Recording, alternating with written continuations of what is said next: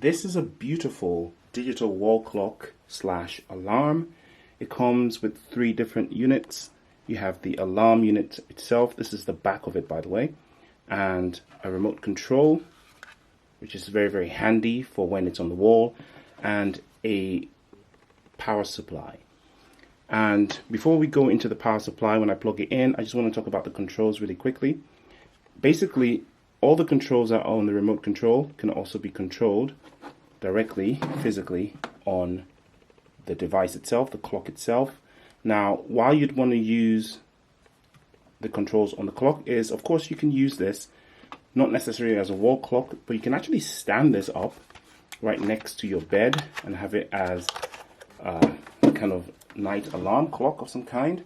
You can see there, if I just raise the camera slightly, it's got that kickstand that allows it to stand like so. But if you want to hang it on the wall, it's got the hanging unit there. Okay, now like I said before, these are all the controls at the back, and you have the extra controls back here. So you have the snooze button here, you have the set button, which allows you to set the clock, again all present on the remote, which I'm going to demonstrate later. Plus or minus, you've got the music button there for the ringtones. You have the sound for the alarm volume. You've got the timer. There's got the little egg timer, hourglass type icon there. And you've got 2 alarms that you can set, alarm 1 and alarm 2. So right at the bottom here also you've got the brightness adjustment for the digits on the clock, which I'm going to demonstrate later. You have 4 settings: high, auto, medium, and low. At the moment, I've set it to auto. Now, to connect the power supply, there's actually the port, which is neatly covered away here. If I just open the back there, you would notice that it comes with 2 batteries. This is for memory persistence, so that when you write your settings, when you do your settings, they're persistent because this battery helps to keep the memory function. This is a very cool feature here. See this little metallic fan looking thing here? That helps you to wrap the cord, the power cord around there, so it's nice and tidy. So if your electric socket is right next to your clock, you don't have to have a cable dangling out. It's just sort of a nice tidy way to have, it's a cable tidy basically. So basically you plug the power supply right into there, like so. And then you can wrap any excess cables around like so, and out this way, so you can then cover. Okay, so that looks nice and tidy. For the purposes of this demonstration, I'm just going to kickstand it. I'm not going to hang it on the wall, of course. So there it is. The remote control also has the same settings: on, off, set, timer 1, alarm 1, alarm 2. It's got the timer settings, the hour, minute, and the second, the volume up and down, and the brightness up and down. So let's turn the unit on by just pressing the on button. As you can see, it's got random settings on there because I've been playing with it actually. But I'm just going to demonstrate some of the buttons here. So on and off button. That's basically just turns off the digits. The clock is still working. It doesn't turn off the clock. It just turns off the light on the digits, right? If I turn that back on, there we have it, okay? Now, to set the clock, you just press this set button here,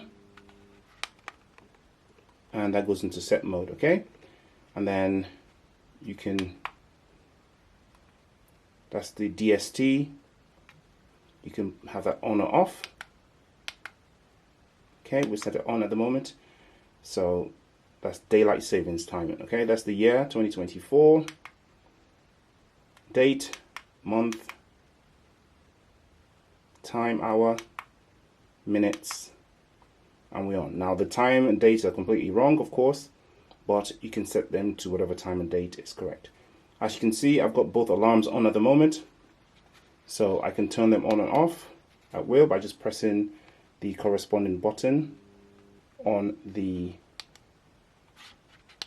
remote, like so. Okay. Before I show you how to set the alarm, I'm just going to show you how to control the brightness of the device. Right now it's set to auto at the back, so it would basically do what I say at the back until I set it from the remote. So this is the brightest it can be. I can tone it down somewhat, a little bit more, and that's the lowest setting. It's actually still on, but it's very, very sort of dim, so that's perfect for nighttime. In auto settings, that would probably detect that and happen naturally. I haven't actually tested that yet, but let's go back to bright. Okay, this is the volume, and use that to control. See, that's very low. That's high. Okay. Now, if I want to set the timer, as you can see, the timer at the bottom there is ready to be set. So I use the plus and minus buttons to go up and down. I press the hour for the hour, minute for the minute, second for the second. Okay. So I'm going to reset that for now. Timer reset back to 0. So I'm just going to do seconds, right? So let's time that for 2 seconds. Timer start.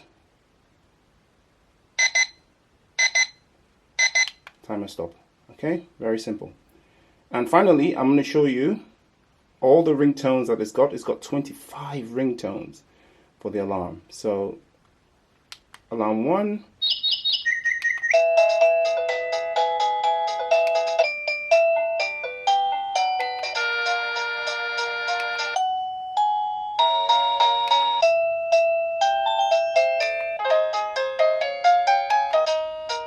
There are 25 of these.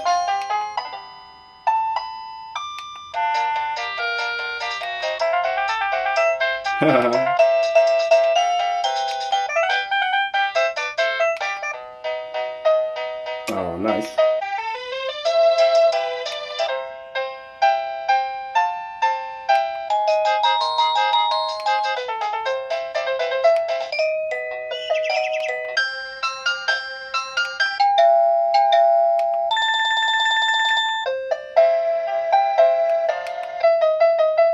Oh, very nice. Okay, and that's back to the first one. Of course, you can select the volume as well. So that's low and high. Okay.